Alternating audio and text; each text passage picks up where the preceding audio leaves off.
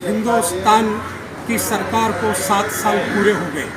7 सालों में हिंदुस्तान तबाही की ओर बढ़ रहा है और पिछले 7 सालों में देश की जो दुर्दशा हुई है, ऐसा हिंदुस्तान की तारीख में पिछले 70 सालों में नहीं हुआ है। नरेंद्र मोदी और उनके समर्थित सरकार के माध्यम से देश की तमाम इकोनॉमी को जिस तरह से बर्बाद करने का काम नरेंद्र मोदी की सरकार ने किया, इस देश में 14 से 15 प्रधानमंत्री आए, उनके कार्यकाल में कभी नहीं हुआ।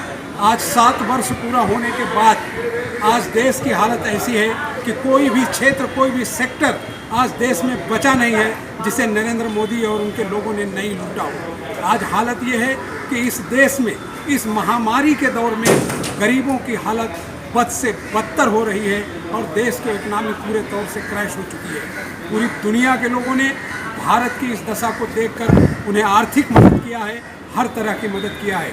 और आज की सरकार ना तो कोई प्रयास कर रही है, ना ही देशवासियों के लिए कोई चीज़ें ला रही है। सिर्फ और सिर्फ अपनी एक हठधर्मिता, जिसे कहते हैं एक घमंड, और उसमें डूबे हुए प्रधानमंत्री इस देश को तबाही की ओर ले जा रहे हैं। देश के 2-3 उद्योगपतियों को छोड़कर किसी का भी इस देश में विकास नहीं हुआ। अगर विकास हुआ है तो सबसे ज़्यादा संपत्ति अगर इन 6-7 सालों में बढ़ा है तो अडानी और अंबानी का बढ़ा है। ये मैं नहीं कह रहा हूँ, बल्कि देश का सर्वे कह रहा है।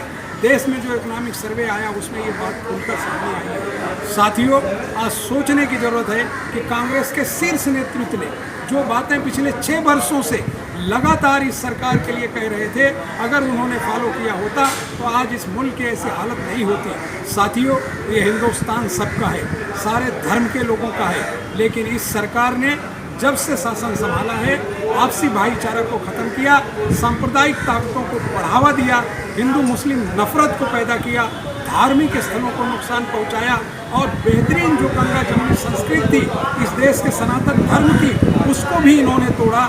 आज हालत यह है कि आदमी अपनी पहचान बताने को डरता है। जो भी आदमी सरकार के विरुद्ध कोई बात करता है, सरकार तुरंत उसके खिलाफ एक्शन लेती है, उसे देशद्रोह के मामलों में जेल भेजती है।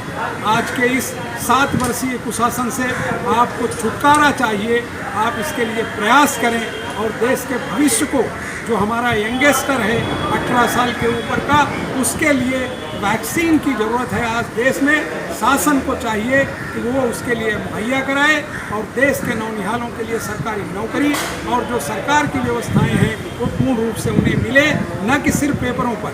आज हालात ऐसी हैं कि देश के 4-5 राज्यों में साइक्लोन बुरी तरीके से आया और क्या हालत हुई है वो आप सभी देख रहे हैं। मैं अपने कांग्रेस जनों को बधाई देता हूं कि जिन्होंने इस देश की चिंता करके लगातार इस सरकार के विरुद्ध हमेशा आवाज़ उठाते रहे हैं। और आज भी हमारे नेता, बल्कि इस देश के नेता राहुल गांधी जी और कांग्रेस के अलग अलग जो प्रदेश की कमेटियां हैं, सब ने अपने तौर पर हमेशा इन सरकार का विरोध किया है। और विरोध ऐसा नहीं कि हम विपक्ष में हैं इसलिए विरोध करते हैं, बल्कि देश के हित के लिए करते हैं। और हर बातें इस देश में जस्टिफाई हो रही हैं कि ये सरकार पूरी तौर से फेल हो गई है। हमसे छोटे छोटे राज्य जो हमारे बाद में बने, उन्होंने भी आज हमसे आगे जाकर काम करना शुरू कर दिया है। उनकी देश की इकोनॉमी हमसे अच्छी हो रही है। इससे ये साबित होता है कि पिछले वर्षों में जो हमने इस देश के लिए कमाया उसको इस देश ने बर्बाद किया।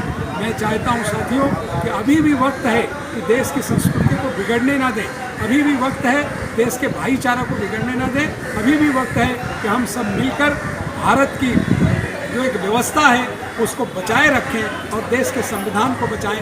शुक्रिया। जय हिंद, जय कांग्रेस।